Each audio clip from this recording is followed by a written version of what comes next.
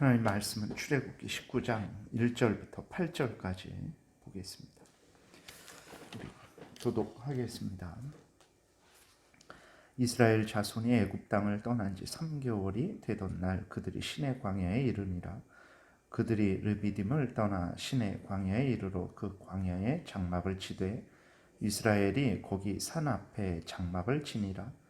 모세가 하나님 앞에 올라가니 여호와께서 산에서 그를 불러 말씀하시되 너는 이같이 야곱의 집에 말하고 이스라엘 자손들에게 말하라. 내가 애굽 사람에게 어떻게 행하였음과 내가 어떻게 독수리 날개로 너희를 업어 내게로 인도하였음을 너희가 보았느니라. 세계가 다 내게 속하였나니 너희가 내 말을 잘 듣고 내 언약을 지키면 너희는 모든 민족 중에서 내 소유가 되겠고 너희가 내게 대하여 제사장 나라가 되며 거룩한 백성이 되리라. 너는 이 말을 이스라엘 자손에게 전할지니라. 모세가 내려와서 백성의 장로들을 불러 여호와께서 자기에게 명령하신 그 모든 말씀을 그들 앞에 진술하니 백성이 일제히 응답하여 이르되 여호와께서 명령하신 대로 우리가 다 행하리이다. 모세가 백성의 말을 여호와께 전하매. 기도드리겠습니다. 살아계신 하나님, 이 시간 하나님의 말씀을 전하고 듣습니다. 성령께서 역사하셔서 우리를 향한 하나님의 뜻을 잘 깨달아 알게 도우소서. 하나님이 성경을 통해서 알려주시는 대로 믿고 따르게 도우소서. 혼란하고 어지럽고 정말 많은 유혹이 있는 이 세상이지만 살아계신 하나님의 은혜 가운데 우리 인생길에 등불이 비치고 또 하나님의 은혜 내려주시고 인도하심으로 말미암아 잘 또 이겨내고 하나님의 영광을 드러내며 하나님의 뜻을 이루는 참으로 복된 인생을 살 줄을 믿습니다. 이 시간도 온전히 주장하시기를 바라고 예수 그리스도의 이름으로 기도드렸습니다. 아멘. 하나님께서는 시내산에 있는 이스라엘 백성들에게 이스라엘 백성들은 하나님이 아브라함과 맺은 언약의 결과임을 알려주신 후에 아브라함이 맺었던 은혜 언약에 동참할 것을 이제 요구하시는 거예요. 그것이 이제 4절부터 6절에 기록되어 있는 것입니다. 내가 애굽 사람에게 어떻게 행하였음과 내가 어떻게 독수리 날개로 너희를 업어 내게로 인도하였음을 너희가 보았느니라. 세계가 다 내게 속하였나니 너희가 내 말을 잘 듣고 내 언약을 지키면 너희는 모든 민족 중에서 내 소유가 되겠고 너희가 내게 대하여 제사장 나라가 되며 거룩한 백성이 되리라. 너는 이 말을 이스라엘 자손에게 전할지니라. 모세에게 이제 하나님이 명령하시는 거죠. 이스라엘 백성들에게 내려가서 하나님이 이렇게 말씀하셨다라는 것을 이스라엘 백성들에게 전하라는 거예요. 이스라엘 백성들은 모세를 통해서 듣는 하나님의 초대에 기꺼이 즐거이 응답을 합니다. 7절 8절 보게 되니까 모세가 내려와서 백성의 장로들을 불러 여호와께서 자기에게 명령하신 그 모든 말씀을 그들 앞에 진술하니 백성이 일제히 응답하여 이르되 여호와께서 명령하신 대로 우리가 다 행하리이다. 모세가 백성의 말을 여호와께 전하매라고 이렇게 기록이 되어 있습니다. 그래서 우리가 명심할 것은 이제 하나님의 백성이 되는 것은 어떻게 되는 것이냐. 이스라엘 백성들이 하나님과의 약속을 잘 지킨 후에 하나님께서 그것을 검토해 보고 그 이후에 하나님의 백성 삼아 주시는 것은 아니라는 것을 우리가 분명히 기억을 해야 되는 것입니다.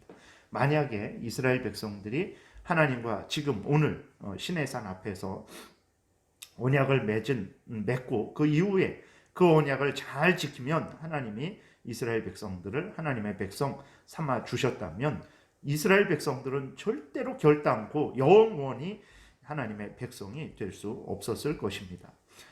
이스라엘 백성들뿐만 아니라 이 땅에 있는 모든 인간들 중에 단 한 명도 하나님의 백성이 될 수 없었다라는 것을 우리가 분명히 기억을 해야 되는 것입니다. 왜 그렇습니까? 이 인간은 아담의 타락 이후로 범죄로 말미암아 죄로 오염되고 부패된 인간이기 때문에 그렇습니다. 이스라엘 백성들이 하나님의 백성이 된 것은 하나님이 먼저 계획하시고 또 사랑하시고 초대해 주셨기 때문이라는 것을 우리가 늘 잊지 말아야 됩니다. 이스라엘 백성들이 잘나서 잘해서 하나님의 백성이 된 게 아니에요. 신명기 7장 6절부터 보게 되면 이렇게 기록되어 있습니다. 너는 여호와 내 하나님의 성민이라. 내 하나님 여호와께서 지상 만민 중에서 너를 자기 기업의 백성으로 택하셨나니 여호와께서 너희를 기뻐하시고 너희를 택하심은 너희가 다른 민족보다 수요가 많기 때문이 아니니라. 너희는 오히려 모든 민족 중에서 가장 적으니라. 여호와께서 다만 너희를 사랑하심으로 말미암아 또는 너희 조상들에게 하신 맹세를 지키려 하심으로 말미암아 자기의 권능의 손으로 너희를 인도하여 내시되 너희를 그 종되었던 집에서 애굽 왕 바로의 손에서 속량하셨나니 라고 이렇게 명백하고 분명하게 기록이 되어 있어요. 하나님께서 이스라엘 백성들을 하나님의 백성 삼아 주신 것은 이스라엘 백성이 잘나서 잘해서 다른 민족보다 수요가 많으니까 하나님의 백성 삼으면 하나님의 영광을 드러낼 것 같으니까 이스라엘 백성들을 선택하시고 하나님의 백성 삼아 주신 것이 절대로 아니고 하나님께서 먼저 그냥 무조건적으로 이스라엘 백성들을 사랑하심으로 말미암아 그리고 조상들에게 하신 맹세 아브라함과 이삭과 야곱에게 하신 맹세 앞에서 말씀드렸던 대로 창세기 12장 15장 17장 거기에 보게 되면 하나님이 맺으신 언약의 내용이 나와 있는 거죠. 하나님이 아브라함과 그 후손들의 하나님이 되고 아브라함과 그 후손들은 하나님의 백성이 되는 그 언약을 지키려 하심으로 말미암아 이스라엘 백성들을 하나님의 백성 삼아 주신 것이다. 그리고 그래서 그들을 애굽에서 건져내신 것이다 라고 이렇게 말씀을 하고 있는 것입니다. 즉 하나님의 백성이 되는 것은 하나님의 은혜라는 것입니다. 하나님이 먼저 무조건적으로 창세 전에 선택을 하신 거예요. 이것을 이루시는 방식으로 하나님께서 이스라엘 백성들이 하나님의 언약의 요구에 응답하는 것을 사용하신다는 것을 우리가 기억을 해야 됩니다. 오늘 우리도 마찬가지입니다. 우리가 예수 그리스도를 믿을 때 그때 처음으로 모든 것이 시작되는 것이 아닙니다. 즉 그때 우리가 믿을 때 그때서야 하나님이 우리가 믿는 것을 보시고 내가 너의 하나님이 되어주겠다. 너는 이제부터 나의 백성이다. 아니면 너의 믿음 끝까지 죽을 때까지 얼마나 잘 지키나 한번 보고 그때 가서 나의 백성 삼아 주겠다라고 그렇게 행하시는 것이 아니라는 것을 우리가 분명히 기억을 해야 됩니다. 이미 창세 전에 하나님은 우리를 예수 그리스도 안에서 하나님의 자녀 삼아 주실 것을 결정을 하신 거예요. 그 후에 때가 되니까 성령으로 거듭나게 하시고 믿음을 주셔서 우리로 믿어 하나님의 백성이 되게 하신 것입니다. 우리가 먼저 행한 것이 아닙니다. 우리가 신실하게 언약을 지켜서 하나님의 백성이 된 것이 아닙니다. 예수 그리스도 안에서 예정하신 하나님의 은혜로 되어졌다라는 것을 우리가 분명히 기억을 해야 됩니다. 에베소서 2장 8절부터 보면 너희는 그 은혜에 의하여 믿음으로 말미암아 구원을 받았으니 이것은 너희에게서 난 것이 아니요 하나님의 선물이라. 행위에서 난 것이 아니니 이는 누구든지 자랑하지 못하게 함이라. 우리는 그가 만드신 바라 그리스도 예수 안에서 선한 일을 위하여 지으심을 받은 자니 이 일은 하나님이 전에 예비하사 우리로 그 가운데에서 행하게 하려 하심이라 라고 이렇게 분명히 기록되어 있어요. 그럼 우리가 믿는 것은 무엇인가? 우리가 행하는 것은 무슨 아무런 가치도 없다는 말인가? 그러지 않죠. 우리가 믿는 것은 중요합니다. 그것을 통해서 하나님께서 구원 역사를 이루어 가시기 때문에 그러죠. 그러나 우리의 믿음이 어느 자리에 있는지는 우리가 늘 잊지 말아야 됩니다. 우리의 믿음에 의해서 모든 것이 시작되고 유지되는 것이 아닙니다. 하나님이 먼저 우리의 믿음을 시작해 하시는 거예요. 창세 전에 하나님에 의해서 시작되는 것입니다. 우리의 믿음이 우리가 믿는 거죠. 우리의 믿음입니다. 그리고 또 우리가 열심히 믿음을 지키는 거죠. 그러나 먼저 하나님이 우리의 믿음을 유지되도록 은혜 내려주시고 인도하셔서 우리의 믿음이 유지되는 것이라는 것을 우리가 기억을 해야 되는 것입니다.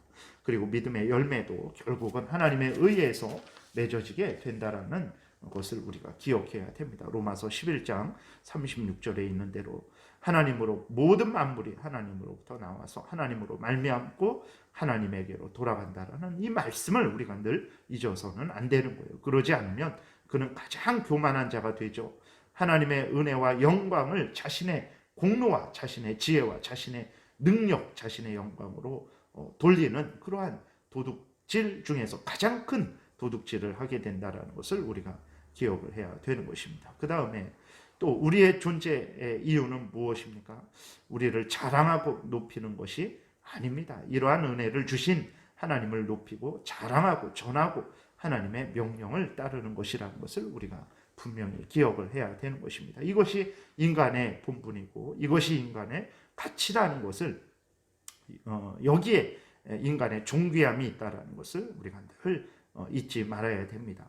오늘날은 돈을 많이 벌어야 높은 지위에 올라가야 출세해야 인생을 가치 있게 살았다, 성공했다, 자랑할 만하다라고 그렇게 사람들은 주장을 하죠. 그리스도인들도 이러한 주장에 동참하는 일들이 너무나 많습니다. 그렇지 않은 인생은 억울한 인생이고 실패한 인생이고 자랑할 거 없는 인생이라고 여기는 그리스도인들도 많습니다. 결코 아닙니다. 앞에서 말씀드렸던 대로 하나님이 우리를 하나님의 자녀 삼아 주시고 하나님이 우리의 하나님이 되어 주셔서 우리로 하여금 하나님을 위하여 인생을 살아가게 하신 이것이야말로 가장 큰 은혜라는 것을 우리가 기억을 해야 되는 것입니다. 그러므로 이러한 은혜를 주신 우리 아버지 되신 하나님께 감사하고 영광을 돌리고 동행하며 또 순종하는 것, 이러한 인생이 가장 성공한 인생이고 가치 있는 인생이고 자랑할 만한 인생이라는 것을 잊지 마시기 바랍니다. 다른 것으로 인생을 평가하지 마시기 바랍니다. 오직 성경에서 말하는 그 기준을 가지고 인생을 평가하셔서 흔들리지 마시고 천국을 향해서 열심히 걸어가시는 여러분들 되시기를 바랍니다. 기도드리겠습니다.